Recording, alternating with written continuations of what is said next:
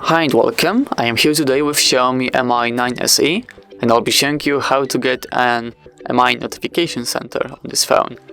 So first off, we have to open up the Google Play Store, and from there you have to look for Mi Control Center. Oh, it's right there at the top. Wait for it to load. Maybe let's try again. Mi Control Center, and install the first application that pops up. Okay. Now wait for it to be scanned. Open it.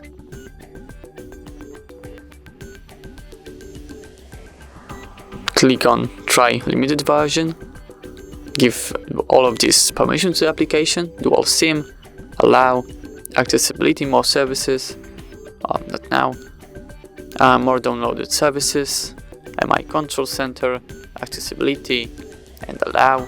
Let's go back, right, allow modifying system settings, notifications, Mi Control Center, enable it, wait for 5 seconds, accept, and we should be good to go. Okay.